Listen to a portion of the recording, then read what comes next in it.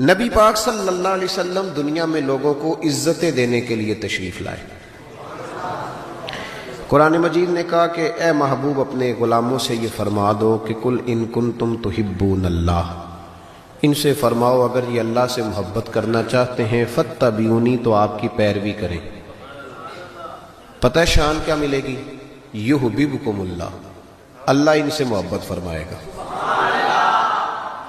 نبی پاک صلی اللہ علیہ وسلم کی ادھر دیکھیں میری طرف، ہم نے تقریروں کو تقریریں کیونکہ رہ بھی ماشاءاللہ سبحان اللہ کے لیے گئی ہیں، کئی میری طرح کے لوگ کہتے ہیں مجھے مزہ نہیں آیا اونچا سبحان اللہ کہو، تو میں کہتا ہوں خدا کے بندے تیرے مزے کے لیے سبحان اللہ کہا تو ثواب ہی کوئی نہیں ہونا، کیونکہ اللہ کا ذکر جب تک اللہ کی رضا کے لیے نہ کیا جائے اس وقت تک اجر ہی نہیں ہوتا۔ تو تجھے نہ بھی مزہ آئے تو پھر بھی سبحان اللہ تب بھی کہنا جب اللہ کی رضا کے لیے ہو، اس لیے کہ عبادت الہی میں غیر کا تصور تو ثواب ضائع کرتا ہے، لیکن موج ہے نا۔ تو آپ تھوڑی دیر توجہ کریں، بچوں کو میں نے عرض کیا تھا کہ آپ اشارہ کریں گے تو بچے بیٹھ جائیں گے، غور کریں۔ اللہ فرماتا ہے محبوب جو تیری غلامی کرے گا وہ میرا محبوب بن جائے گا۔ نبی پاک صلی اللہ علیہ وسلم نے لوگوں کی عظمتیں بیان کی ہیں۔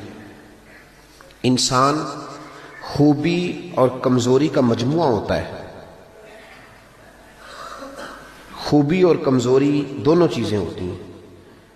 ہمیں بھی حضور نے حکم دیا، جامع ترمذی میں، نسائی میں، طبرانی میں، تینوں جگہ حضرت انس بن مالک کی حدیث موجود ہے۔ حضور نے فرمایا اذکروا محاسن موتاکم، جب تم میں سے کوئی فوت ہو جائے تو اس کی اچھی اچھی باتوں کا ذکر کیا کرو، اس کے محاسن بیان کرو۔ اب کسی صحابی نے یہاں یہ سوال نہیں اٹھایا کہ یا رسول اللہ بندے میں تو خوبی تھی کوئی نہیں، حضور نے یہاں مطلق کہا محاسن موتا، مرنے والے کی اچھی باتیں۔ اس کا معنی کیا ہے؟ اس کی شرح میں شارحین نے لکھا ہے کہ اللہ نے کوئی مسلمان ایسا پیدا ہی نہیں کیا جس میں کوئی خوبی نہ رکھی ہو۔ اب ایک حدیث اس پر بخاری کی سن لیں، نبی پاک علیہ السلام نے فرمایا اپنی بیوی سے بغض نہ رکھو، اپنی بیوی سے اگر تمہیں اس کی ایک عادت ناپسند ہے تو اس عادت پر غور کرو جو تمہیں پسند ہے۔ عورت اگرچہ ناقصات العقل ہوتی ہیں عورتیں، لیکن یہ نہیں ہو سکتا کہ ان میں خوبی کوئی نہ ہو، عورتوں میں خوبیاں بھی ہوتی ہیں۔ اپنے خاوند کے حق میں عورت کے اندر کچھ نہ کچھ خوبیاں بھی، بغض نہ رکھو۔ وجہ کیا ہے؟ وجہ یہ ہے کہ اللہ کے رسول علیہ السلام لوگوں کو عزت دینے آئے دنیا، میلاد عزت کا نام ہے، حضور عزت دینے آئے۔ ادھر دیکھو میری طرف، صحیح بخاری مسلم کی حدیث ہے، حضور نے فرمایا جس کے چہرے پہ داڑھی ہو سفید رنگ کی، بزرگ ناراض تو نہیں ہو جائیں گے داڑھی کی بات چھیڑنے سے؟ چلو ہو جائے جو پھر کیے، گالتے صحیح ہے نا۔ حضور نے فرمایا جس نے سفید داڑھی والے آدمی کی عزت کی، یہ بخاری مسلم ہے، فرمایا جس نے سفید داڑھی والے بزرگ کی عزت کی وہ سمجھے میں نے اپنے رب کی عزت کی ہے۔ اتنے بڑے لفظ بیان کر دیے۔ اور ترمذی شریف کے لفظ یوں ہیں، محبوب پاک علیہ الصلوۃ والسلام نے فرمایا جب سفید داڑھی والا بندہ قبر میں جاتا ہے، اللہ کرے نا ہمیں داڑھی کی توفیق بھی ملے، ہم نے تو قسم اٹھا لی ہے، کہتے ہیں جب تک نیک نہیں ہونا تب تک داڑھی نہیں رکھنی، تو میں کہتا ہوں تو یہ والی قسم اٹھانا جب تک نیک نہیں ہونا روٹی نہیں کھانی۔ تو نے داڑھی پہ قسم کھا لیا بھائی، حالانکہ بندہ داڑھی رکھ کے نیک ہو جاتا ہے، داڑھی رکھتا ہے تو نیکیاں بہت سارے گناہوں سے بچتا ہے، اس کی داڑھی اسے بچاتی ہے۔ تو حضور عزت دینے آئے، نبی پاک علیہ السلام، عام مومن کی بات ہو رہی ہے، اس میں کوئی حد نہیں، مفتی ہو، پیر ہو، صوفی ہو، درویش ہو، عالم فاضل ہو، حافظ قاری ہو، عام مومن۔ فرمایا سفید داڑھی والا مومن جب قبر میں جاتا ہے تو رب کریم فرشتوں سے فرماتا ہے اسے عذاب نہ دینا، میرے محبوب کی سنت وہ بھی سفید لے کے آیا، مجھے حیات دیا، اسے عذاب دے۔ انسانوں میں کمیاں بھی ہوتی ہیں، خوبیاں بھی ہوتی ہیں، لیکن آپ ادھر دیکھیں نبی پاک صلی اللہ علیہ وسلم نے کبھی کسی کی کمزوری کا ذکر نہیں فرمایا۔ ابو جہل شراب پیتا تھا، سارے زمانے کو پتا ہے۔ قبیلہ بنو آراش کا ایک شخص اس زمانے میں نبی پاک کے پاس اس کی شکایت لے کے آیا جب اسلام پر غربت تھی۔ اس زمانے میں ابو جہل اس کا مال دبا گیا اور حضور نے لے کے دیا، وہ ایک تفصیل ہے چونکہ موضوع نہیں، ادھر نہیں جاتا، لیکن نبی پاک علیہ السلام نے کبھی یہ نہیں کہا کہ یہ ڈاکے مارتا ہے، حالانکہ وہ مارتا تھا، وہ غریبوں کا مال لوٹتا تھا، لیکن حضور علیہ السلام نے کبھی یہ بات ارشاد اس کو ہدایت کی بات کہی، اس کو درس دیا. ہمارے ہاں تبلیغ، حضور اس کو تبلیغ کرتے تھے، اس پر تنقید نہیں کرتے تھے. ہم کسی کو تبلیغ نہیں کرتے، اس پر تنقید کرتے. حالانکہ ابو جہل حضور کی ذاتی زندگی پر اعتراض کرتا تھا، معاذ اللہ. وہ کہتا تھا جادوگر ہیں، کاہن ہیں، معاذ اللہ تعالیٰ یہ حکمرانی کرنا چاہتے ہیں، یہ سردار یہ ساری باتیں وہ کرتا تھا. لیکن حضور نے کبھی اس کی ذاتی زندگی پر اتر کر کوئی بات، آپ دیکھیں ذرا تلاش کریں، آپ جتنی بھی حدیثیں آپ پڑھتے جائیں گے نا، اس میں آپ کو یہ ملے گا کہ نبی پاک نے کبھی اس کو عزت دی، کبھی اس کو عزت دی، کبھی اس کو عزت دی. لیکن کبھی کسی شخص کی کوتاہی حضور نے بیان، کبھی کسی شخص کے بارے میں یہ رویہ. حضور عزتیں دینے آئے دنیا میں، عزتیں دینے آئے. بتائیے حضرت ابوبکر صدیق کو حضور علیہ السلام نے صدیق اکبر کہا، لقب دیا. حضرت عمر بھی تو سچ ہی بولتے تھے نا، جناب عثمان بھی تو سچ ہی بولتے تھے نا، حضرت سیدنا مولا علی بھی بولیے. لیکن ان کے اندر وہ خوبی زیادہ پائی جاتی تھی تو نبی پاک علیہ الصلوۃ والسلام نے انہیں صدیق کہا. جناب عمر فاروق اگر حق اور باطل کی بات کرتے تھے تو باتیں حضرت ابوبکر بھی سچی کرتے تھے، لیکن حضور نے انہیں فاروق اعظم کہہ کے عزت دی. حضرت عثمان غنی کو پیکر شرم و حیا کہہ کے نبی پاک نے عزت دی. جناب علی کو اسد اللہ کہہ کے حضور نے عزت دی. بہت سارے لوگ ایسے ہیں، جب ہم کتابیں دیکھتے ہیں تو کچھ ایسی چیزیں ملتی ہیں، کچھ جگہوں پہ ایسی چیزیں ملتی ہیں جن کا ذکر ہو سکتا تھا، لیکن نبی پاک علیہ السلام نے کبھی ان کا ذکر. بلکہ عجیب روایت لکھی ہے امام یوسف صالحی نے سبل الہدی والرشاد میں، اکرمہ بن ابو جہل، ابو جہل کا بیٹا. یہاں تو اللہ تعالیٰ خیر فرمائے، دادی کا ظلم نہیں لوگ بھولتے، پردادی کا. بیبیاں کہتی ہیں تہاڈی دادی جو کرتی تھی کدی تانوں دسا نا. بھائی وہ تو اب چلی گئی بیچاری، اب تو کوئی فائدہ نہیں بتانے کا، بات ختم ہو گئی.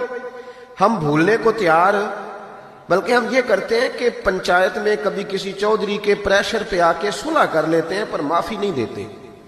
کرتے یہ ہیں کہ صلح کر لو، پھر جب کبھی میرے قابو آئے گا تو پھر دیکھ لیں گے اس کا کیا کرنا ہے. نبی پاک صلی اللہ علیہ وسلم کے ساتھ جو کچھ ابو جہل نے کیا، حضور نے اس کا ذکر فرمایا. فرمایا فرعون بھی بڑا ظالم تھا، پر یہ جو میرا فرعون ہے یہ اس سے بھی سخت ہے.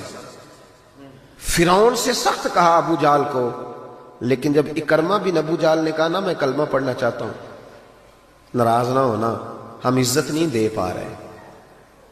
جو 99 خوبیاں ہیں لوگوں کی وہ چھپ جاتی ہیں، پر ایک خامی ساری دنیا دیکھتی ہے. یہ ہمارے اندر کی وہ کمزوری ہے جس نے ہمارے علماء اور مشائخ اور بزرگوں تک کو معاشرے کے اندر بدنام کر دیا ہے. ہم نے وہ ایک خامی تو دیکھی، پر اس شخص کی ساری زندگی کی خوبیاں چھوڑ دی. تیری نظر ایک خامی پہ گئی ہے، اس کا مطلب ہے تیرا اس مکھی سے تعلق ہے جو صرف گند پہ بیٹھتی ہے، پھول اسے نظر ہی نہیں آتا. ہماری ہر محفل میں جب کوتاہیاں ڈسکس ہوں گی تو پھر دنیا میں اچھا کون بچے گا؟ رسول کریم عزت دینے آئے. سنو اور یاد رکھو، اکرمہ بن ابو جہل کے بیٹے کلمہ پڑھنے آ رہے. میرے کریم رسول حضرت ابو بکر صدیق فرماتے ہیں میں اس دن اتنا رویا کہ میری داڑھی آنسوؤں سے بھر گئی. نبی کریم فرمانے لگے بھائی مجھے خبر ملی ہے کہ اکرمہ کلمہ پڑھنے آ رہا ہے، آؤ ذرا سارے بیٹھو میری بات سنو. حضور حکم کریں. تو محبوب نے فرمایا کوئی اس کے سامنے اس کے باپ کو گالی نہ دے، کوئی اس کے باپ کو اس کے سامنے برا کہہ کے نہ پکارے. کوئی یہاں ایک اور بات بھی کرنی بڑی ضروری سمجھتا ہوں، جو پکا بے ایمان کافر تھا، بے ایمان، جب حضور نے منع کر دیا کہ اس کے بیٹے کو تکلیف ہوتی ہے، جس کا کفر نص قطعی سے ثابت ہے، ان الذین کفروا سواء علیہم انذرتہم ام لم تنذرہم لا یؤمنون. اس آیت کی تفسیر میں جہاں بھی آپ کھولیں گے پہلا نام ابو جہل کا ملے گا، جس پر نص آ گئی کہ اس کی قسمت میں کفر ہے. جب وہاں حضور نے فرمایا باپ کو کافر نہ کہنا، بیٹے کو تکلیف ہوگی، تو بتا جب تو حضرت عبداللہ اور سیدہ آمنہ کے بارے میں بات کرتا ہے تو حضور کے دل کو تکلیف نہیں ہوتی؟ شرم نہیں آتی لوگوں کو؟ حیا نہیں آتی؟ حضور کا دل دکھاتے. اور دیکھیں عبداللہ کا معنی ہی اللہ کا بندہ ہے، اللہ. اور جو آمنہ نام ہے اس نام کا حسن تو دیکھیں، ہو درود تجھ پہ بھی آمنہ، اللہ، اور تیرے لال پر بھی سلام ہو. تو تھوڑا آپ بھی پہچانا کریں، جو تیری اماں کو برا کہے تو سلام نہیں لیتا، اور جو نبی پاک کی اماں کے بارے میں بات کہتا ہے تو کہتا ہے مولوی صاحب رل مل کے رہنا چاہیے. عجیب بات ہے نا تیری. اس بندے سے سلام لے لیں، اس سے گلا ملا لیں جس کے سینے میں نبی پاک کے والدین کے بارے میں بغض چھپا ہوا ہے، اس شخص سے سینہ ملائیں۔ تھوڑا سا سوچا کریں ہمارا کسی سے جائیداد کا کیا رٹا ہے۔ تو یاد رکھیں اکرمہ جب آ رہے تھے تو نبی کریم علیہ السلام نے فرمایا کوئی اسے اس کے باپ کو اس کے سامنے برا نہ کہے۔ حضرت ابوبکر صدیق کہتے ہیں پھر حضور نے فرمایا کوئی اس کے باپ کا کفر نہ گنوائے، کوئی اس کی زیادتیوں کا ذکر نہ کرے، کوئی اس کے بارے میں کوئی آیت نہ پڑھے، کوئی میرا قول نہ دہرائے۔ حضرت سیدنا ابوبکر صدیق فرماتے ہیں میں رونے لگا تو مجھ سے حضرت ابو دردہ کہنے لگے آپ کیوں رو رہے ہیں؟ تو میں نے کہا میں رو رہا ہوں محبوب کی رحمت للعالمین پہ کہ محبوب یہ کس کے استقبال کی تیاریاں کرا رہے ہو؟ اور ساری زندگی تکلیف دی کن کے استقبال؟ خدا را ساری۔ اب یقین کریں آپ بیٹھ جائیں کسی مجلس میں، ناراض نہ ہونا، علماء اور نیک لوگوں کی بات نہیں کرتا اپنی اور آپ کی کر رہا ہوں، ہم کسی محفل میں بیٹھ جائیں نا، ہم نے اب گناہوں کے نام بدل لیے ہیں۔ جھوٹ کا نام ہم نے بہانہ رکھا ہے، میں بہانہ کر چڑیا سے، حالانکہ سچی بات کیا ہے؟ جھوٹ بولا۔ اور یہ غیبت کا نام ہم نے بدل کے گپ شپ رکھا ہے، تھوڑی دیر گپ شپ کریں۔ وہ گپ شپ کیا ہے؟ بڑے بڑے مذہبی لوگ میری طرح کے جبہ و دستار، وہ ساتھ والی اتنا اپنی جماعت کی تبلیغ کرنا ضروری نہیں سمجھتا جتنا ساتھ والی جماعت پہ تنقید کرنا ضروری سمجھتا۔ یوں لگ رہا جیسے مقابلہ چل رہا ہے مذہبی لوگوں کا آپس میں، ہر آنے والے کو اور ہر ملنے والے کو اور ہر جس آدمی کا نام ہے اس کی کوئی نہ کوئی کوتاہی تلاش کر کے رکھنا ہمارا وتیرہ بن گیا ہے۔ اس مزاج کو بدلنا پڑے گا، جب یہ مزاج بدلے گا تو معاشرے میں حسن پیدا ہوگا۔ میری طرح جو آدمی بھی تھوڑا سا ممبر پہ بیٹھنے لگتا ہے وہ کہتا ہے میں ہی دین کا کام کر رہا ہوں، جو جماعت بھی کام شروع کرتی ہے کہتے ہیں صرف ہم نے کیا۔ بھئی تم نے کیا تو تم سے پہلے غیر مسلم تھے سارے، تمہیں کیسے پتا چلا یہ دین ہے؟ تھوڑا تھوڑا نرمی پیدا کریں، رویوں کو ٹھنڈا کریں، اپنے ماحول کے اندر وہ حسن پیدا کریں۔ رسول پاک دنیا میں عزت دینے آئے۔ کنز الاموال کی حدیث سنیں، حضرت عائشہ صدیقہ رضی اللہ تعالیٰ عنہ حدیث کی راوی ہیں، کہتے ہیں میں بیٹھی تھی حضور کی بارگاہ میں، دوپہر کا وقت حضور کے کیلولا کا وقت ہوتا تھا، اس وقت صحابہ نہیں آتے تھے، حضور دوپہر کو تھوڑا آرام کرتے تھے۔ اب تو ہم بڑے بہادر ہیں نا، بالخصوص محفلوں کے لوگ بڑے بہادر ہیں، بڑے دلیر لوگ ہیں، 3 بجے سو کے بھی فجر جماعت سے پڑھ لیتے ہیں، یہ دلیری ہے نا جی۔ حالانکہ بڑا مشکل ہوتا ہے 1-2 بجے سو کے سویرے فجر کی نماز، لیکن میں دلیر سمجھتا ہوں کہ جو بندہ 2 بجے سوئے پھر فجر پڑھ لے، یہ اس کی دلیری ہے۔ یا پھر شب زندہ دار ہوتے ہوں گے، ساری رات جاگتے ہوں گے، یہی ہو سکتا ہے۔ نبی کریم علیہ السلام عشاء کے بعد سو جاتے تھے اور پسند کرتے تھے عشاء کے بعد سونا۔ فجر میں حضور تہجد کے وقت بیدار ہوتے تھے، اور تہجد پڑھنا حضور کی دائمہ اور متواترہ سنت ہے۔ دعا کرو میلاد کی محفلوں میں تہجد کے فضائل بھی بیان ہونے شروع ہو جائیں، آمین تو کہہ دو۔ یہ بھی نبی پاک کی سنت ہے، مٹھائی کھانا صرف حضور کی سنت نہیں، تہجد کی نماز دائمہ متواترہ سنت ہے نبی پاک علیہ السلام، ہمیشہ پڑھی نبی کریم نے۔ تو صبح جلدی اٹھ جاتے تھے۔ اب نیند کی وہ جو کمی انسانی طبیعت میں رہ جاتی ہے، اس کے لیے امت کے لیے اسوہ چھوڑنے کے لیے حضور دوپہر کو آرام کرتے تھے۔ حضرت عائشہ صدیقہ رضی اللہ تعالیٰ عنہ فرماتے ہیں اس وقت بالعموم صحابہ نہیں ملنے آیا کرتے۔ سمجھ آ رہی ہے میری باتوں؟ صحابہ اس وقت ملنے نہیں آتے تھے، ان کو پتا تھا یہ حضور کے آرام کا وقت ہے۔ کہتے ہیں ایک بوڑھی خاتون ایک دن آ گئی دوپہر کو، عام روٹین میں لوگ نہیں آتے تھے، وہ آئی، اس کے ہاتھ میں چھڑی تھی، لاٹھی پکڑی تھی، اس نے دروازے پہ دستک دی۔ جب میں نے پوچھا کون ہے تو وہ عورت بولی، توجہ کرنا بات پہ، حضور آرام کر رہے تھے، کہتے ہیں وہ عورت جب بولی نا، اللہ کے محبوب چارپائی پہ اٹھ کے بیٹھ گئے،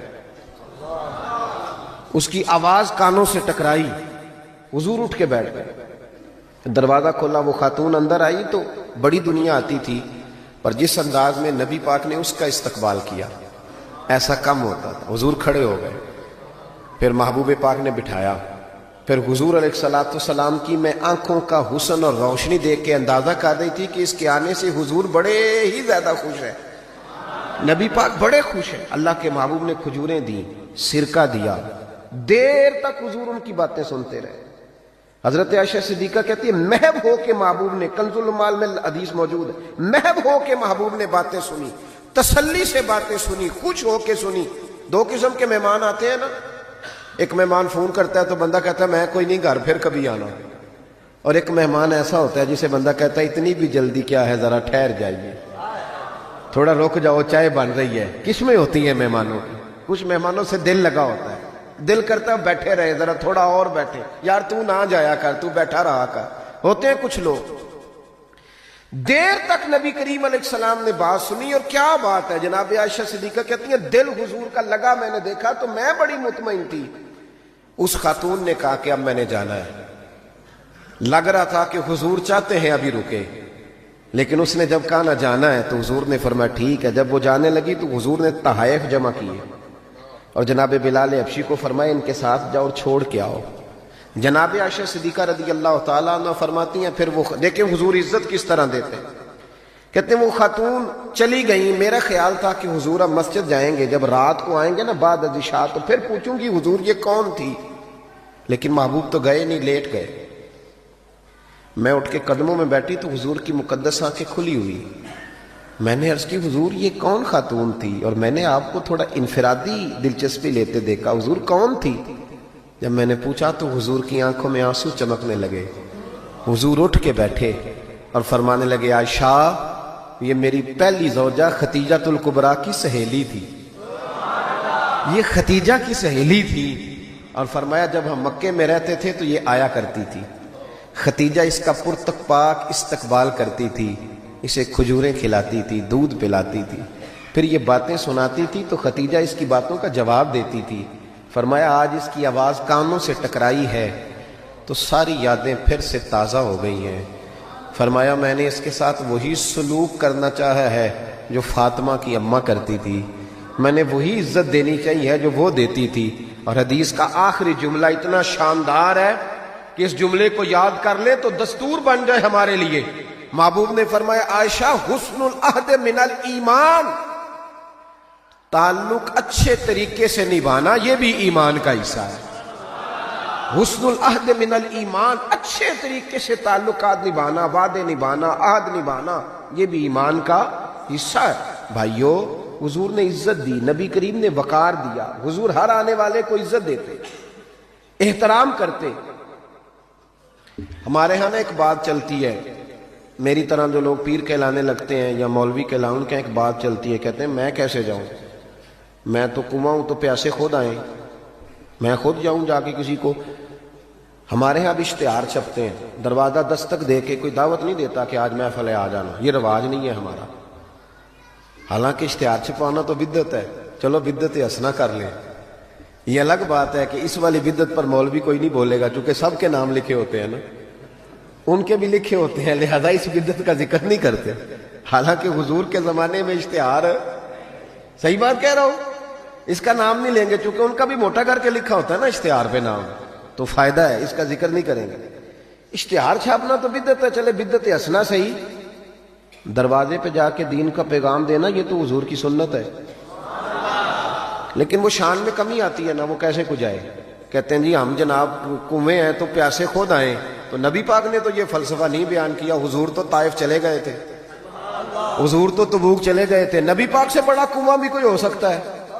اے ساقی تیری خیر تیرے میں کدے کی خیر، ایسی پلا کہ جس کا نشہ عمر بھر رہے، ایسا بھی کنواں کوئی ہو سکتا ہے؟ لیکن موج ہے نا ہماری، ہم ان باتوں میں اڑ گئے۔ اس کا نقصان یہ ہوا ہے کہ وہ جس کا شوق ہوتا ہے وہ تو آ جاتا ہے، لیکن سب کا شوق نہیں ہوتا، کچھ کا شوق بنانا بھی پڑتا ہے، اس کے دروازے پہ جانا بھی پڑتا ہے۔ تو نبی رحمت سید عالم صلی اللہ تعالی علیہ وآلہ وسلم لوگوں کو عزت دیتے، حضور وقار دیتے، آنے والے کا اکرام کرتے۔ حضرت ابوبکر صدیق رضی اللہ تعالیٰ عنہ فرماتے مجھے ایک بڑا دکھ تھا، میرے بچے بھی مسلمان تھے، پوتے بھی مسلمان تھے، نواسے بھی حضرت صدیق اکبر کے جناب عبداللہ ابن زبیر سے آبی ہوئے، نواسے تھے وہ۔ فرماتے ہیں کہ میری ساری نسل مسلمان تھی، دل کرتا تھا میرے ابا جی بھی کلمہ پڑھ جائیں۔ ان کا نام تھا ابو قحافہ، وہ کلمہ نہیں پڑھتے تھے اور آنکھوں سے نابینا تھے، اور باپ ہی ہوتا ہے نا۔ جس دن حضرت ابوبکر صدیق رضی اللہ تعالیٰ عنہ ہجرت کے وقت آئے ہیں نا، تو کہتے ہیں گھر کے اندر ایک چھوٹا سا گڑھا بنایا ہوا تھا، ٹویا، اس میں اشرفیاں دینار رکھتے تھے اور اوپر میں کوئی موٹا کپڑا ڈال دیتا تھا۔ فرماتے ہیں جس دن میں نکلنے لگا تو میرے پاس بہت زیادہ پیسے تھے، میں نے سارے نکال لیے اور چھوٹے چھوٹے روڑے ڈال دیے۔ اوپر میں نے اس کی اسی طرح بوریا ڈال دیا اور جناب اسماء سے کہا کہ ابا جی نے پوچھا نا کہ ابو بکر سارے پیسے تو نہیں لے گیا؟ دادے پوتیوں کے بھی بڑے سگے ہوتے ہیں نا، پوتریاں نے بھی کچھ چھڑیا کہ سارے لے گیا، پوچھا نا سارے تو نہیں لے گیا؟ تو تم چپ رہنا، وہ خود اٹھ کے جائیں گے نا تو اوپر ہاتھ لگائیں گے تو ان کو احساس ہوگا پیسے ادھر ہی ہے. یہ حکمت ہے. اتنا وہ خیال کرتے تھے لیکن کلمہ نہیں پڑھتے تھے. تو ابو بکر صدیق کہتے ہیں میرا بڑا دل کرتا تھا وہ کلمہ پڑھے. ایک دن وہ بول ہی پڑے ہجرت مدینہ کے بعد، کہنے لگے ابو بکر میں مان گیا ہوں تیرے رسول واقعی سچے، چل یار مجھے لے چل میں بھی مصطفیٰ کا کلمہ پڑھوں. حضرت ابو بکر فرماتے ہیں میری تو عید بن گئی کہ میرا تو گھر بن گیا نا. اب میرے ابا جی بھی وہاں آ گئے جہاں سارا گھرانہ کھڑا تھا. کہا کلمہ پڑھنا چلو. کہتے میں نے اپنے والد کا ہاتھ پکڑا اور آج جس طرح پکڑا مجھے مزہ آ گیا. سنو اور یاد رکھنا ہمارے لیے تو مشکل ہو گیا ہے، ہم عزت لینے کے قائل ہیں دینے کے نہیں. کہتے ہیں جب میں مسجد نبوی میں حضور کو لے کے آیا، ابر والد کو لے کے آیا نا حضور کی بارگاہ میں، نبی کریم ممبر پہ بیٹھے تھے، ابھی کلمہ پڑھا نہیں پڑھنے آئے ہیں. کہتے ہیں حضور ممبر پہ بیٹھے تھے، میں اپنے نابینا اور بوڑھے والد کو لے کے آیا، نبی کریم اٹھ کے کھڑے ہو گئے. کسی کو عزت دینے سے عزت بڑھتی ہے، کم نہیں ہوتی. کوئی عرض نہیں، کوئی عرض نہیں. اگر آپ ابا جی کے آنے پہ کھڑے ہو جائیں تو اپنے ابا جی ہیں، کوئی مسئلہ نہیں، کوئی عرض نہیں. اگر قاری صاحب جو مسجد کے امام ہے چلو ہم سے تنخواہ ہی لیتے ہیں، پر قاری صاحب کو نہ دیکھو، اس ممبر کو دیکھو جس ممبر پر وہ بیٹھتے ہیں. کوئی مسئلہ نہیں بھائی، ٹھیک ہے تو چودھری صحیح، ہم تو قاری صاحب کو سوٹ بھی 27ویں کو دیتے ہیں. کیوں بھلا 27ویں تے دیندے ہو نا اتنے بھی، اس واسطے کہ کدے سواں کے پا نہ لین، کیونکہ 27ویں تو بعد درزی پھڑتا ہی کوئی نہیں. تو کہتے ہیں ساڑھے نال دا پا لیا تو نال رل جائے گا، اس کو وہ والا نہیں دینا، 27ویں پہ دیتے ہیں. کس کس بات کا ذکر کیا جائے؟ عزیز دوست یاد رکھ اور سمجھ. اور اب تو پیروں سے بڑا شکوہ ہے، بہت سارے پیر بھی کہتے ہیں کہتے مولویاں کول کی ہے. میں کہ خدا دے بندہ جڑا مولوی ہوندا ہے او دے کول ہی تو سارا کچھ ہوندا ہے. انما یخشى اللہ من عبادہ العلماء. اللہ کریم فرما رہا ہے کہ جو میرے عالم بندوں میں سے عالم ہے وہ اللہ سے ڈرتے ہیں. تو کس قسم کی بات کر رہا ہے؟ بہرحال یہ عنوان نہیں، ورنہ اس پہ بات کرتا. نبی کریم اٹھ کے کھڑے ہوئے تو حضرت صدیق اکبر عرض کرنے لگے یا رسول اللہ میرے والد کلمہ پڑھنے آئے. یہ لفظ ساری زندگی یاد رکھنا، بھولنا نہ. عرض کی حضور ابا جی کلمہ پڑھنے آئے، توجہ ہے میری بات پر، کلمہ پڑھنے آئے ہیں. پتہ ہے میرے محبوب نے کیا فرمایا؟ نبی کریم فرمانے لگے ابو بکر یہ بوڑھے بھی تھے، نابینا بھی تھے، بیمار بھی تھے، اگر ان کا ارادہ بن گیا تھا تو مجھے بتاتے، میں گھر آ کے انہیں کلمہ پڑھا دیتا. نعرہ تکبیر، دونوں ہاتھ اٹھا کے نعرہ رسالت، تاجدار ختم نبوت، تاجدار ختم نبوت. اور میرے اعلیٰ حضرت فاضل بریلوی رحمۃ اللہ لکھا، ادھر دیکھو میری طرف،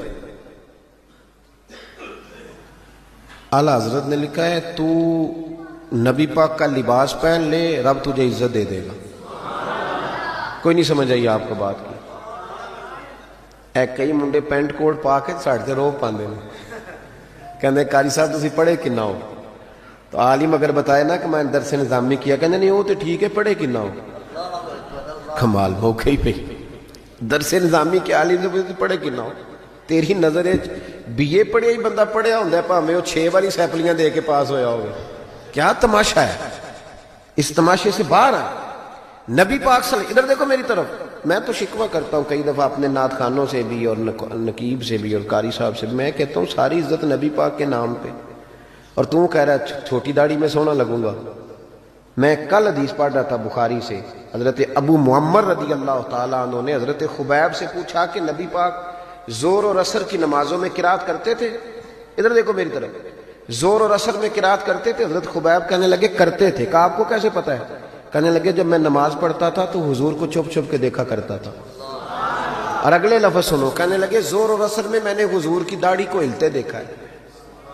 نبی پاک کی داڑھی کو چھوٹی ہوئے تو ہل دیے، یہ پوری ہوئے پٹھتے تا ہی ہل دیے. چھوٹی داڑھی ہلتی ہوئی نظر، وہ تو تھوڑی ہلتی ہے، داڑھی نہیں ہلتی. تو داڑھی جو سرکار کا طریقہ ہے اس کے مطابق رکھیں، اپنی مرضی کی نہ رکھیں. نبی رکھ جو لی تو چھوٹی والے نے بھی لوگ مولوی صاحب ہی کہنا ہے. اور ویسے بھی داڑھی کا تو وزن ہی کوئی نہیں ہوتا. کیا ہوتا ہے؟ یہ وجود کا حصہ ہے، جسم کا حصہ ہے. حسن ہوتا ہے. حضرت صاحب ہمارے وزن تو نہیں ہوتا پر داڑھی کا حسن ہوتا ہے. سبحان اللہ. اعلیٰ حضرت فرماتے ہیں تو حضور کا لباس پہن لے.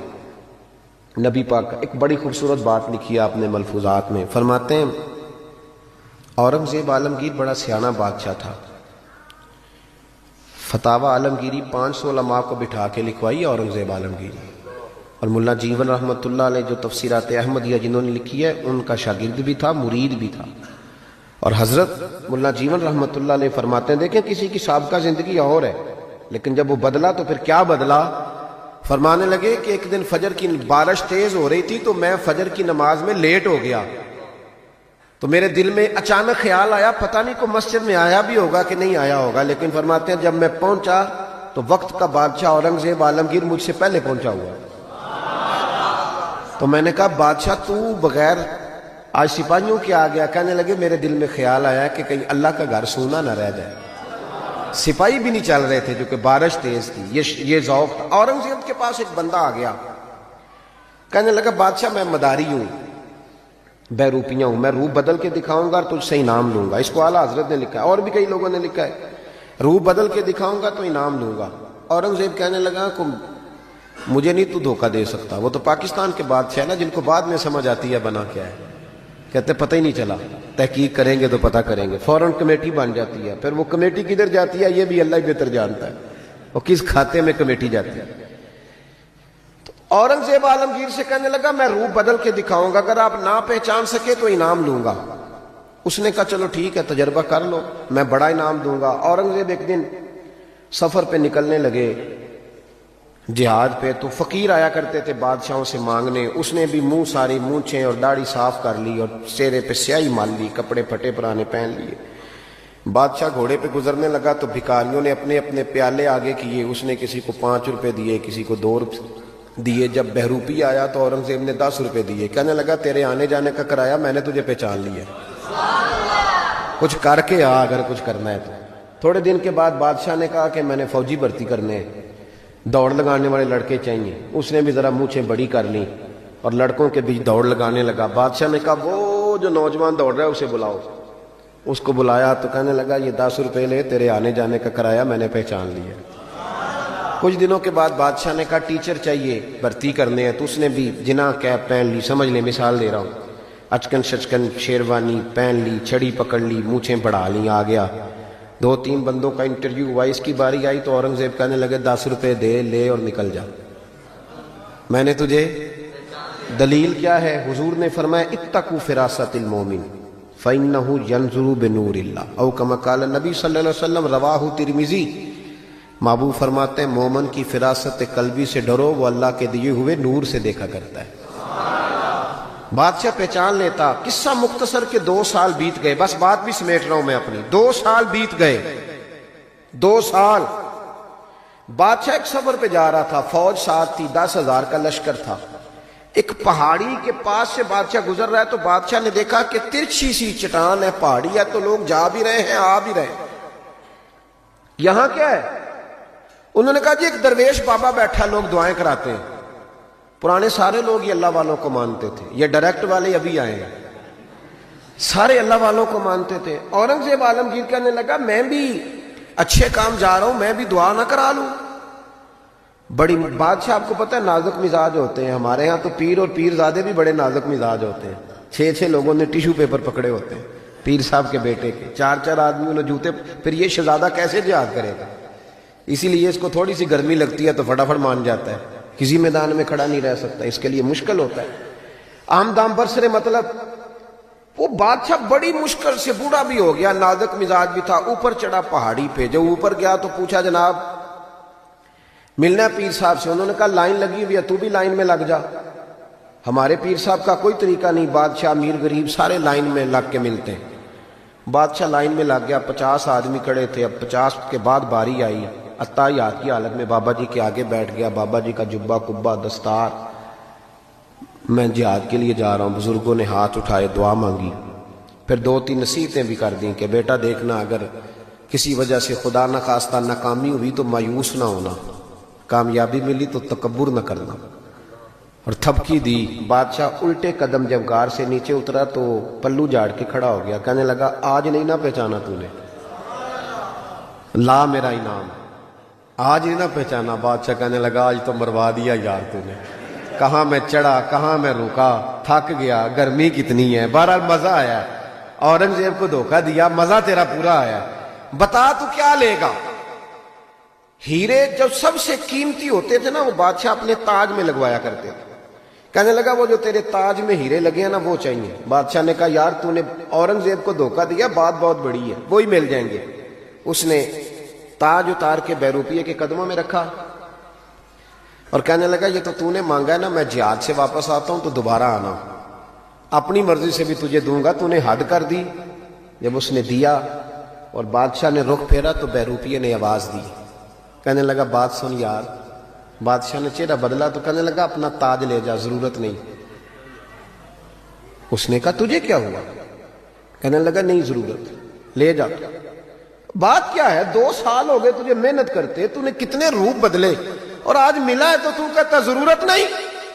بیروپیہ رو پڑا اور کہنے لگا بادشاہ میں نے اپنے نبی پاک کا لباس نا جھوٹ موٹ پہنا, جھوٹ موٹ کی پگڑی, لوگوں کی جیبوں پہ ڈاکہ ڈالنے کے لیے جھوٹ موٹ کی داڑھی, جھوٹ موٹ حضور کا لباس پہنا جھوٹا. اور تیرے جیسے بادشاہوں کے تاج میرے قدموں میں آ گئے ہیں. اگر میں سچ مچ رسول اللہ کا غلام بنوں گا تو اللہ کتنی شانیں عطا فرمائے, سچ مچ بنوں گا تو رب کیا دے گا.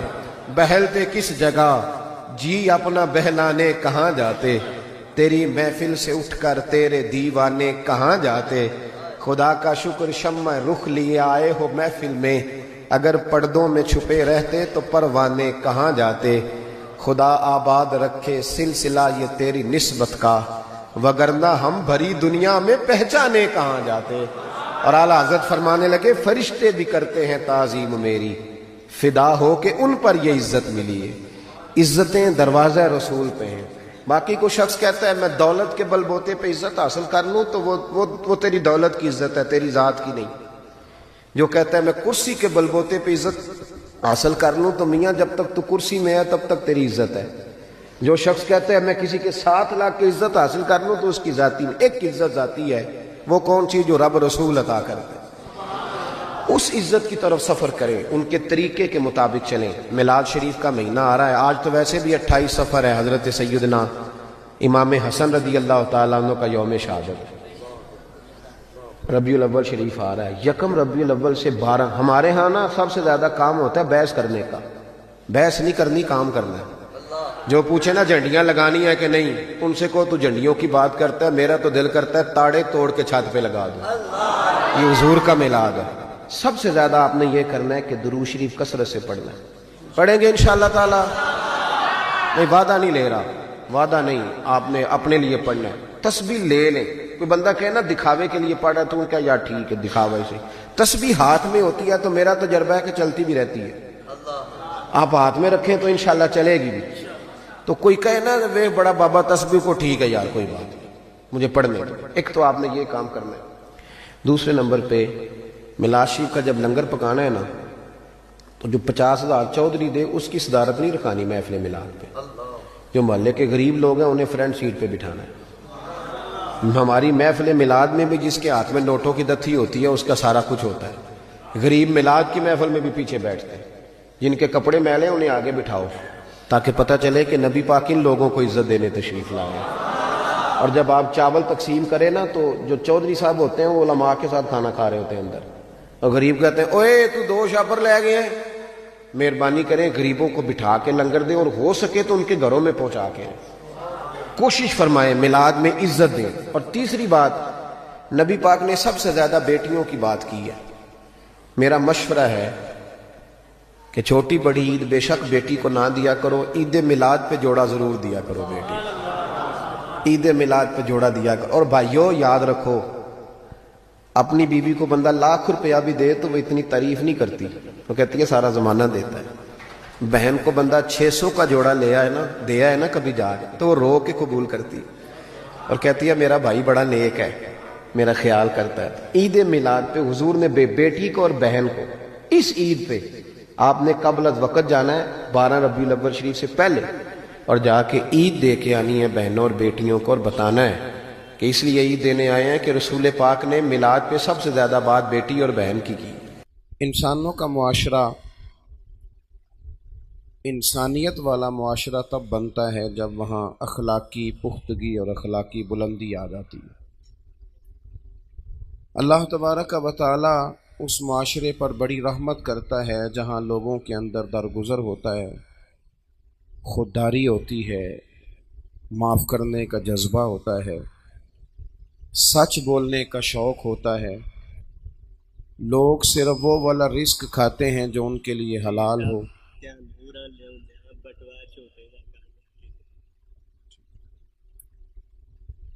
تو یہ اخلاقی بلندی جس سوسائٹی میں آ جاتی ہے وہاں خود بخود سکون پیدا ہو جاتا ہے۔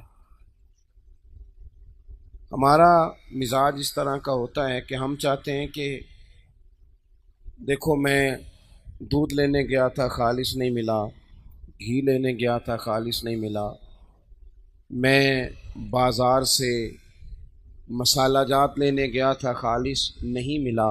یہ ہمارا مسئلہ نہیں، ہمارا مسئلہ اس دن حل ہوگا جس دن جو کام میں کرتا ہوں وہ میں صحیح کر کے کرنا شروع کر دوں گا۔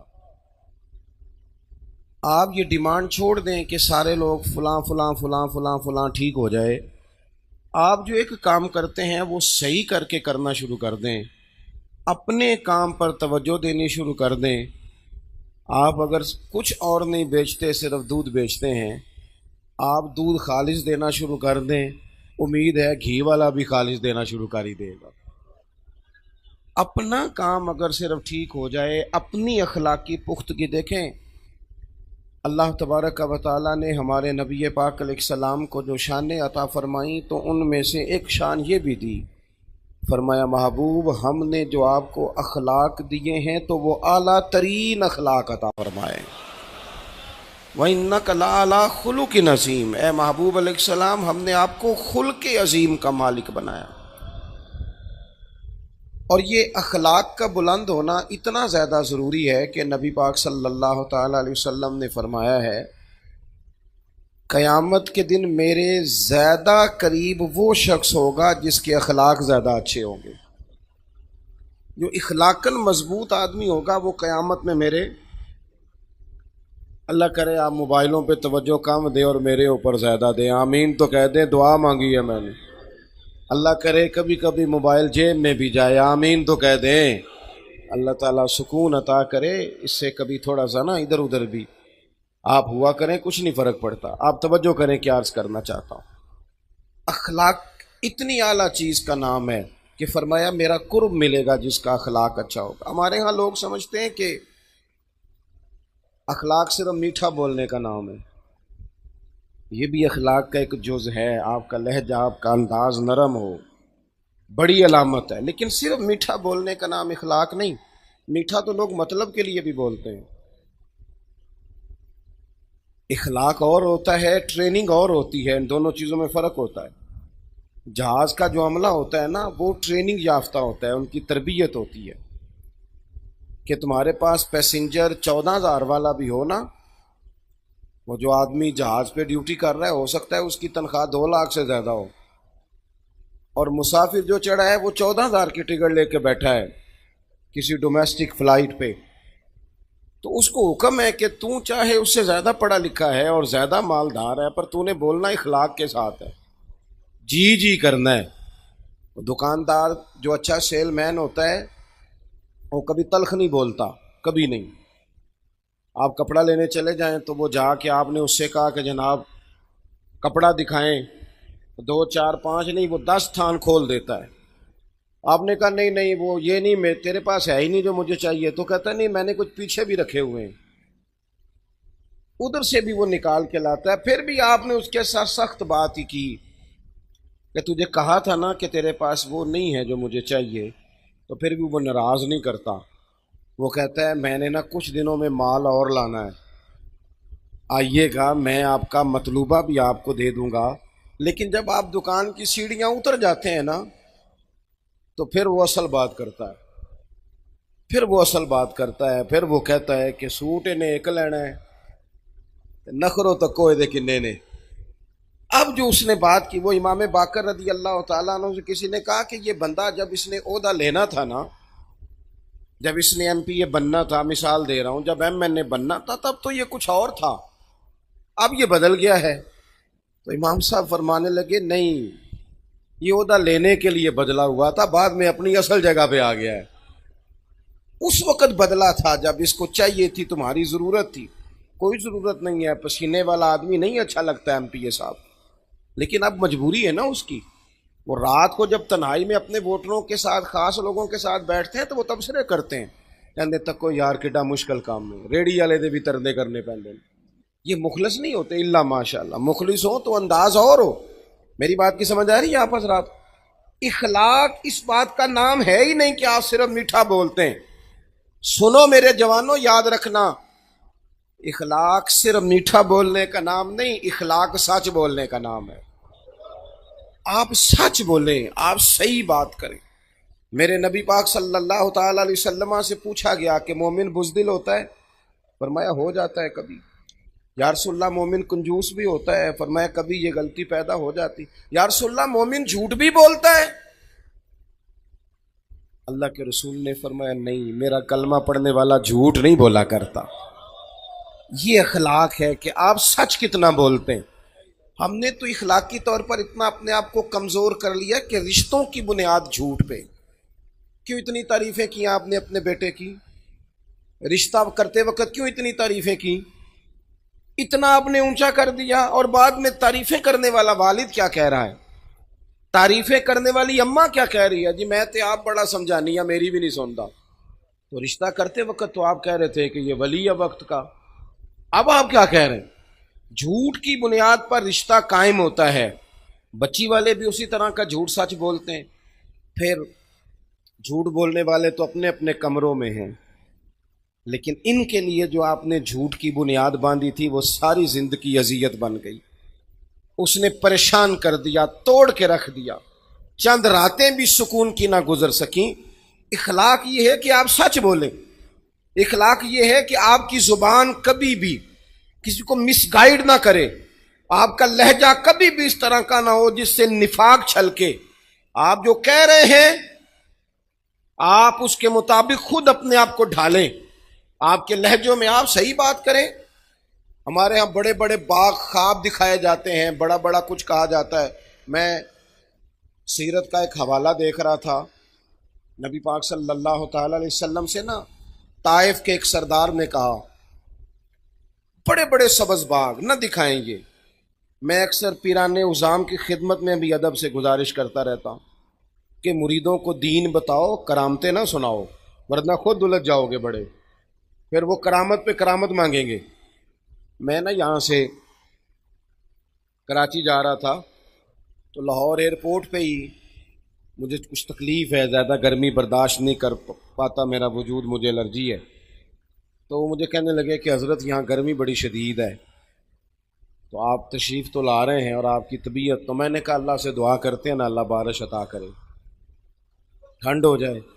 تو ہمارا جہاز لینڈ کیا ہی تھا کہ وہاں بارش ہو رہی تھی، تو وہ نا ٹیلی فون پہ ایک دو کو بتانے لگ گئے کہ حضرت صاحب نے دعا کیا تو آتے ہی بارش ہو گئی ہے۔ میں کیا ان ہور نہ کسی نے دسی، یہ مسئلہ خراب نہ کر دینا، ایسا نہ ہو کہ یہ تو اللہ کی حکمت کا تقاضا تھا، ہو گئی اس کی حکمت تھی، دعائیں قبول کرتا ہے، میرے جیسے گناہگاروں کی بھی کرتا ہے، اس کی رحمت پہ امید ہے، جب مانگے وہ دیتا ہے اپنے فضل سے۔ لیکن آپ اس پر قائم ہو جائیں کہ یہ جو کہہ دیتے ہیں ہو جاتا ہے، یہ معاملات ٹھیک نہیں ہوتے، اس سے دشواری بڑھتی ہے۔ سبز باغ دکھائے جاتے ہیں کہانیاں، اور ہمارے لیڈر اللہ خیر کرے وہ تو پتہ نہیں کیا کہتے ہیں، پتہ نہیں کیا۔ میں دوستوں سے کہتا ہوں ہمیں تو پتہ نہیں انہوں نے کس چکر میں ڈالا ہوا ہے، جو کل تک مہنگائی کے خلاف جلوس نکالتے تھے وہ اب مہنگائی کے حق میں دلیلیں دینے لگ گئے، کہتے ہیں یہ مجبوری ہے۔ اور وہ جو کہہ رہے تھے پچھلی دفعہ کہ ہم آتے ساری فلانا فلانا کام کر دیں گے، وہ کہتے ہیں نہیں ہمیں دوبارہ لاؤ پھر کریں گے۔ اور نہ اس طرح کریں، آپ قوم کو سیدھی بات بتائیں کہ خزانے میں کیا ہے، کتنا وقت لگے گا، کس طرح کر کے چیزیں۔ میں لوگوں کے اندر تلخی بڑھ گئی ہے، میں دیکھتا ہوں کہ اب تو اس طرح لگتا ہے کہ جیسے کپڑے پھاڑیں گے ایک دوسرے، یوں محسوس ہوگا جیسے ماحول میں شدت بڑھا دی ہے۔ سبز باغ نہ دکھاؤ، سچ بولو، یہ اعلی اخلاق کی علامت ہے، سچ بولو۔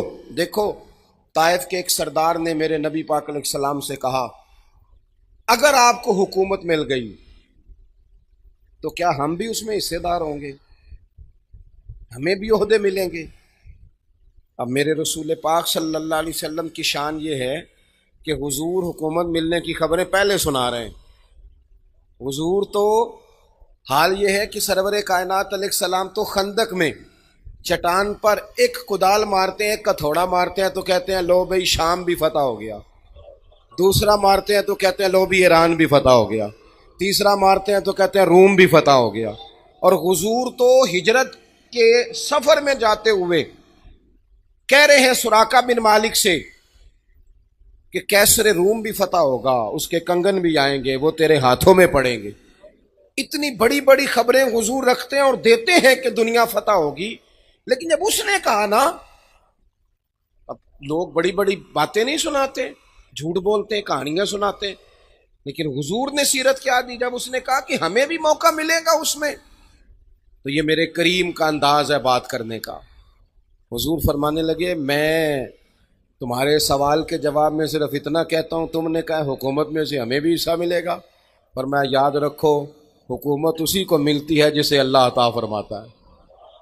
بس یہ محتاط جملہ ہے، بات ختم ہو گئی۔ جسے رب دیتا ہے اسے ملتی، ہم تمہیں کوئی بات کیوں دکھائیں؟ ہمارے ہاں سچ بولنے کا جب چلن ہو جائے گا نا، ایک سردار تھے، امام راضی نے لکھا ہے، اپنے قبیلے کے سردار تھے، وہ حضور کی بارگاہ میں کلمہ پڑھنے آئے اور کھل کے بات کی، عرض کی یا رسول اللہ صلی اللہ علیہ وسلم میری 4 بیماریاں ہیں، 4 گناہ ہیں معاذ اللہ میرے اندر، اور میں خود بھی تنگ ہوں اپنی ان 4 باتوں سے۔ حضور میں نے بڑی کوشش کی ہے لیکن یہ 4 چیزیں میری جان نہیں چھوڑتی۔ ایک تو معاذ اللہ میں چوری کا عادی ہوں حضور، ایک میں شراب کا رسیہ ہوں معاذ اللہ، نقل کفر کفر نہ باشد، ایک میں عورتوں کی طرف جاتا ہوں، اور چوتھی بات یہ ہے کہ میں بات بات پہ جھوٹ بولتا ہوں۔ حضور میں چھوڑ نہیں سکتا، اور شیدائی ہوں کہ آپ کا کلمہ بھی پڑھ جاؤں۔ تو میرے کریم فرمانے لگے دیکھو یہ میرے محبوب کا انداز ہے، تیری صورت تیری سیرت زمانے سے نرالی ہے، اور تیری ہر ایک ادا پیارے ادائے بے مثالی ہے۔ کیا خوبصورت انداز ہے بات کرنے کا، ککھ سواد نہیں مشری اندر، اساں کھنڈاں وی چکھ ڈٹھیاں، اینا ساریاں شیواں نالوں تے گلاں سجن دیاں مٹھیاں۔ کیا انداز ہے حضور نے نا۔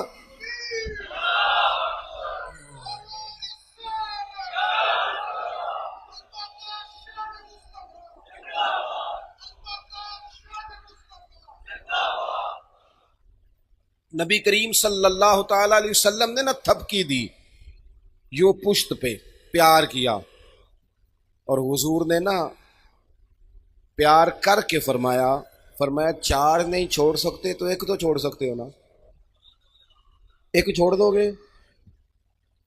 وہ کہتے ہیں میرے دل میں اب بات گھومنے لگی کہ شراب بڑی حرام ہے، نجس ہے چھڑوائیں گے، چوری بڑی خطرناک ہے، کسی کے حق پہ ڈاکہ ہے یہ چھڑوائیں گے، پھر خیال آتا تھا کہ بد نکاحی بڑا جرم ہے یہ چھڑوائیں گے۔ ہمارے ہاں لوگ چوری کو تو جرم سمجھتے ہیں، جھوٹ کو کہاں کو جرم سمجھتا ہے؟ سیانے بندے سے پوچھے نا کہ جھوٹ بولا تو کہتے نہیں وہ تو سیاسی بات کی تھی، تو ختم ہو گئی۔ اور عام آدمی سے پوچھیں، عام غربا سے آپ نے جھوٹ بولا، کہتے نہیں میں نے تو بہانہ کیا تھا۔ بھئی آپ نے جھوٹ بولا تھا، بس آپ نے جھوٹ کا نام بدل کے بولا ہے وہ جھوٹ ہی۔ اور میں آپ کو بتاؤں، کسی مجبوری میں کبھی کسی نے اپنے بیٹے سے کہا ہوگا، مجبوری میں کسی کے پیسے دینے ہوں گے، کوئی بندہ ویسے تنگ کرتا ہوگا، کسی مجبوری میں ایک دفعہ کہہ دیا پتر، اسے جا کے کہہ میں گھر کوئی نہیں، ایک دفعہ آپ نے کہا، شاید مجبوری میں کہا ہو، پھر ساری زندگی آپ روئیں گے کہ پتر میرے ساتھ تو سچ بولنا، تو لاہور جاتا ہے تو بیٹا مجھے لاہور کا بتا، روتا ہے باپ، لیکن وہ ایک دفعہ آپ نے جھوٹ کی عادت ڈالی وہ زندگی بھر جاتی نہیں۔ تھک گئے منت کر کر کے، یہ اتنا بڑا اخلاقی جرم ہے۔ وہ تاجر کہتے ہیں، وہ سردار کہتے ہیں میرے دل میں خیال تھا کہ ان 3 برائیوں میں سے کوئی چھڑوائیں گے حضور نے فرمایا تو اس طرح کر، جھوٹ بولنا چھوڑ دے، جھوٹ نہیں بولنا، جو بولنا ہے سچ بولنا، جھوٹ نہیں بولنا۔ کہتے ہیں میں تو سمجھتا تھا یہ شاید سب سے چھوٹا جرم ہے، اور حضور نے فرمایا جھوٹ چھوڑ دے۔ کہتے ہیں میں نے کہا جی ہو گیا وعدہ، پڑھ لیا کلمہ، گھر آ گیا،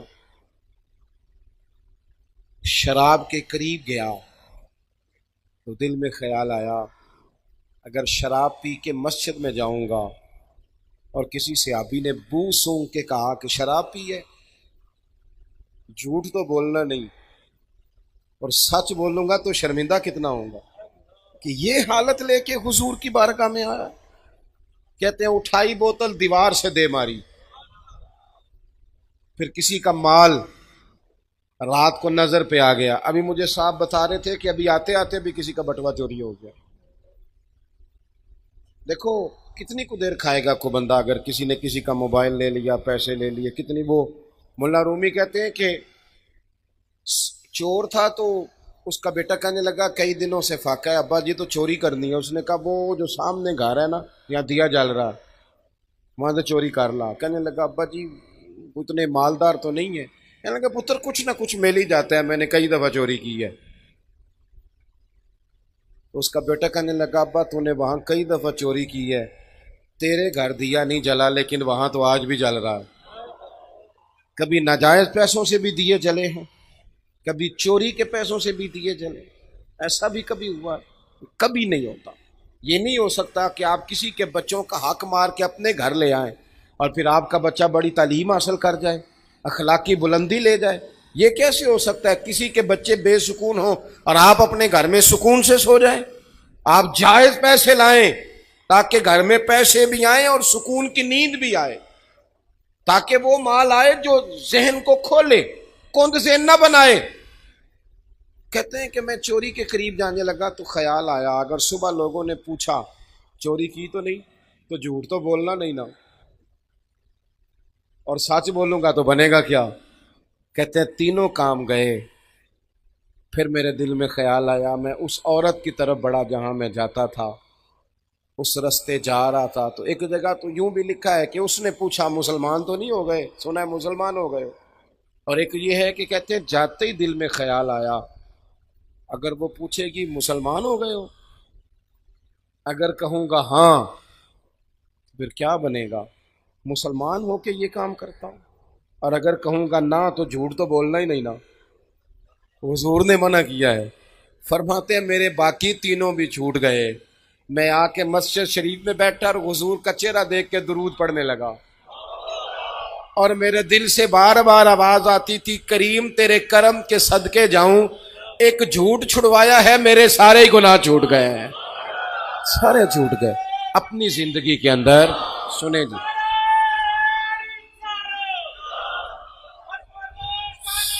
سنیں، اللہ آپ کو جزا دے، مجھے موقع دیں، وقت کم ہے۔ ایک تو سچ بولیں، اپنے گھر آ کے بھی سچ بولیں، اپنی گھر والی کے ساتھ بھی سچ بولیں۔ رشتے پیسوں سے نہیں ہوتے، اعتماد سے ہوتے ہیں۔ سچائی والی زندگی گزاریں۔ دوسرا حضور نے ہمیں ایک اخلاق بڑا سکھایا، وہ یہ ہے کہ رزق ہمیشہ پاک صاف کھائیں۔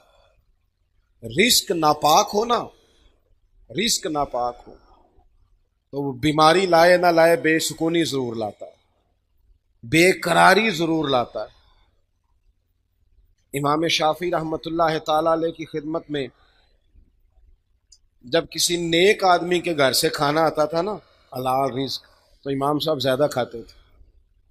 لوگ کہتے تھے حضور آپ روٹین سے زیادہ کیوں کھاتے ہیں؟ کہتے ہیں یار یہ رزق اتنا حلال ہے، جہاں جہاں جاتا ہے نور ہی بنتا جاتا ہے۔ اور آپ دیکھیں کہ جو حرام لقمہ ہوتا ہے نا،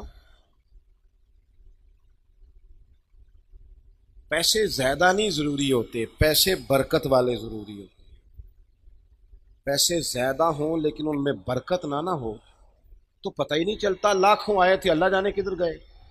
لیکن وہ برکت والے ہوں نا، برکت والے، تو کلو کھجوریں دی تھی نبی پاک نے حضرت ابو ہریرہ، اور کہا تھا دیکھنا نہ اندر کیا ہے، بس کھولتے رہنا کھاتے رہنا۔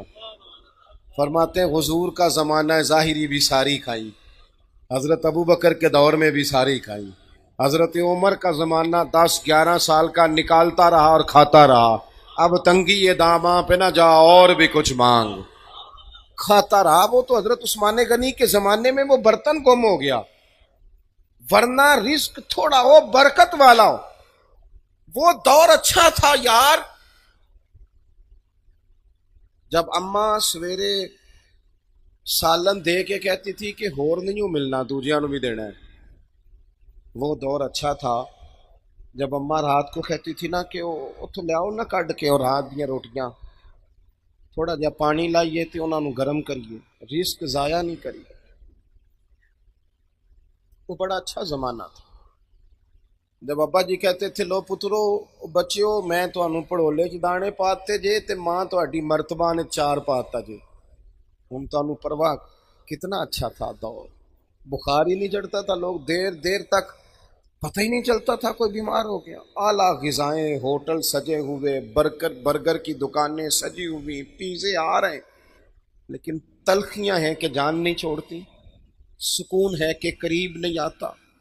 بے ہنگم سوسائٹی، بکھرا اور الجھا ہوا معاشرہ، حلال اور طیب روزی.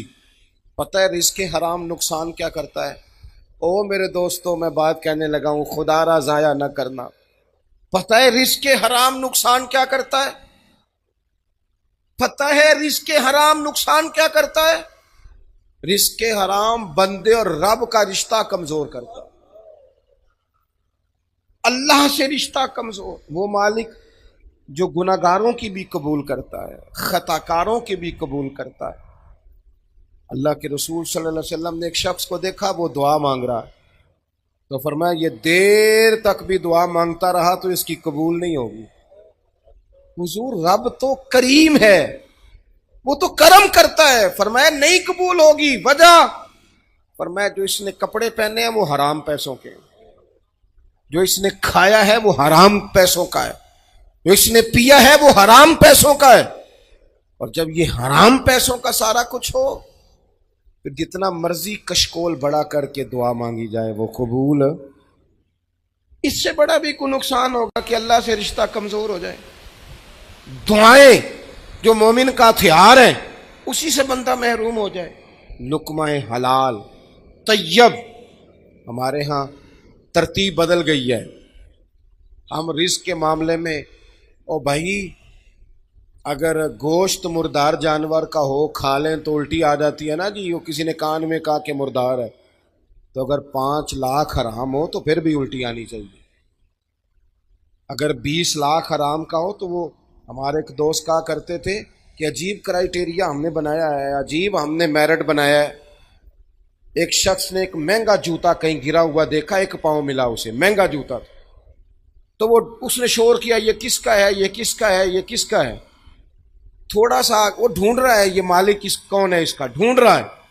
تھوڑا سا آگے گیا تو اسے جوتے کا دوسرا پیر مل گیا، پھر اس نے مالک ڈھونڈنا بند کر دیا. اس طرح کا تقویٰ نہ اختیار کریں. آپ دیانت کے ساتھ اپنی زندگی گزاریں. تیسری اور آخری بات جو آپ سے بڑی گزارش کرنی ہے آپ کی خدمت میں، پھر بات کو سمیٹنا ہے. ایک تو سچ بولیں، رزق حلال کھائیں، اور دوسرا دوسروں پر زیادہ توجہ نہ دیں، اپنے اوپر زیادہ توجہ دیں. ہمارے صاحب رحمۃ اللہ علیہ فرمایا کرتے تھے کہ جب تقریریں کرنے لگ جاتا ہے نا بندہ، واعظ و نصیحت کرنے لگ جاتا ہے، لکھنے لگ جاتا ہے، تو اسے کئی دفعہ نا محسوس ہوتا ہے کہ میں کوئی نیک آدمی ہوں. مسند امام احمد بن حنبل میں روایت موجود ہے، ایک شخص نے کہا تھا حضرت عمر سے کہ میں تقریر کیا کروں. فرمایا نہیں تو رہنے دے. کہا جناب میں نے کتاب و سنت کو پڑھا ہے. تو آپ فرمانے لگے تقریر کرتے وقت کئی دفعہ بندے کو احساس ہوتا ہے کہ میں نیک ہوں. تو یہ بھی تو ایک مسئلہ ہے نا. ہم نے نا زیادہ توجہ دوسروں پر دینی شروع کر دی. جب انسان کی توجہ اپنے آپ سے ہٹ جاتی ہے نا، کوئی بھی چیز ہے جب تک آپ اس پر توجہ دیتے رہتے ہیں وہ چیز ٹھیک رہتی ہے. ہماری توجہ دوسروں پر زیادہ ہو گئی ہے، فلانا کیا کر رہا ہے، فلانا کہاں پہنچ گیا ہے، فلانا کدھر چلا گیا ہے. ہماری توجہ جب تک اپنے اوپر تھی تھوڑی سی، ماحول اور تھا. हमें सब का पता होता है फलाना क्या कर रहा है, पैसे कहाँ से कमा रहा है। कुछ थोड़ी तवज्जो अपने ऊपर करें, अपने आप से पूछें कि वो भी तो दौर था ना जब तू पक्का नमाजी था। अपने आप से पूछें कि एक टाइम वो भी तेरे ऊपर गुजरा है जब तेरा दिल बड़ा नरम था लोगों के लिए। सवाल करें अपने आप से कि वो दिन किधर गए जब मेरा तहज्जुद पढ़ने को दिल करता था। रमज़ान शरीफ के दिन फजीलत वाले हैं, लेकिन अहकाम जो रमज़ान में हैं वो रमज़ान के बाद भी हैं। मेरी बात की समझ आ रही है? रमज़ान में सवाब ज़्यादा है, लेकिन नमाज रमज़ान में भी फ़र्ज है, रमज़ान के। मैंने ईद के बाद कहा था दोस्तों से, ईद से पहले भी कहा था, और राशन वंडन वाले और लोग को ईदों बाद भी भुख लग दीजिए। गरीब को ना बाद में भी ज़रूरत होती है। ईद गई है, रमज़ान गया है, ईद गुजरी है, तो शादियों का सीज़न आया है। मुसलमान नेकी करें, जब बेटी की शादी का पैगाम आए तो सस्ता कर दे सामान, थोड़ा रिलीफ दें बच्ची के बाप को, थोड़ी आसानी दें, अपने अमाल पर तवज्जो करें। सारी की सारी तवज्जो सामने वाले पर। लोग तलख भी आएंगे आपके पास, सारे लोग ठीक नहीं आएंगे, पर आपने बंदा देख के नेकी करनी है कि रब रसूल को देख के करनी। अपने ऊपर थोड़ी तवज्जो। हमारी तवज्जो ज्यादा दूसरों की जानिब हो गई है, दूसरों की जानिब। उसका नुकसान हमें यह हुआ है कि हमारी अपनी तरबियत में कमी आई है, अपनी रूहानी तरक्की रुक गई है। बस बात खत्म करने लगा हूं। हजरत मूसा कलीम अलैहिस्सलाम से एक दफा फरमाया गया था कि आपकी बस्ती में जो सबसे नेक आदमी है ना, उसे ढूंढ के लाएं। अब जिसे हजरत मूसा नेक कहेंगे वो कितना को नेक होगा? हजरत मूसा कलीमुल्लाह अलैहिस्सलाम, अर्ज की मालिक ये मैं बंदा ढूंढ के लाया, ये सबसे नेक है। अब हुक्म हुआ इस बंदे से कहें कि ये बस्ती में से सबसे गुनाहगार आदमी ढूंढ के लाए। मुझे बताएं, अगर ये ड्यूटी मेरी लगती गुनाहगार बंदे ढूंढने की, या आपकी लगती, तो या मैंने खुद नेक बचना था, या जो मेरे पीछे हाथ बांध के चलता है उसने नेक बचना था। बाकी तो अल्लाह खैर करे, और नेक है ही कोई नहीं। हजरत मूसा ने उस नेक आदमी से कहा कि अब आप गुनाहगार को ढूंढ के लाएं, तो उसने हाथ बांध दिए, कहा हुजूर मुश्किल काम है। कहा आपने ही ढूंढना है। अल्लाह के पैगंबर का हुक्म मिला। उस शख्स ने कहा मुझे 3 दिनों की मोहलत दें। 3 दिन की मोहलत दी। मैं चौथे दिन मुकर्ररा वक्त पर फलां जगह हाजिर हो जाऊंगा। 3 दिनों के बाद गुनाहगार को ढूंढ के लाना था। किसे ढूंढ के लाए? अपने ही गले में रस्सी बांधी और हजरत मूसा के हाथ में थमा के अर्ज की, हुजूर कुछ लोगों की गलतियां नजर आई थी, पर उनका मुझे सिर्फ शक था कि ये इसमें गलती है। वो शक था, लेकिन जो मेरी गलतियां हैं वो तो पक्की है ना, वो तो मुझे यकीन है ना ये मुझसे हुआ है। लिहाजा इस बस्ती का सबसे गुनाहगार मैं ही हूँ। रब की तरफ से पैगाम आया, मेरे कलीम से फरमा दें कि तेरा जो अल्लाह की बारगाह में मकाम है वो इसी आजिज़ी की बरकत से ही तो है।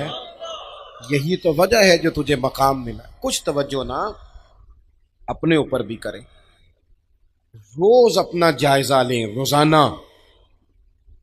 आज को 10 मिनट मुझे मिले हैं कि मैंने कोई तिलावत की हो, कोई 20 मिनट मिले हैं मुझे कि मैंने अल्लाह से दुआएं मांगी हों, कोई मुझे आज मौका मिला है कि मैं कुछ चंद 100 बार दुरूद शरीफ पढ़ सका।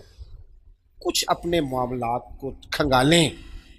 सारा कुछ कर रहे हैं, पर कुछ बच्चों के लिए है, कुछ यारों के लिए है, कुछ दुनिया के लिए है, कुछ दुनिया को दिखाने के लिए है, और सबसे ज़्यादा दौलत कमाने के लिए। अपनी रूहानी तरक्की में हम कमज़ोर हो गए। इस पर गौर करेंगे तो बालिदगी नसीब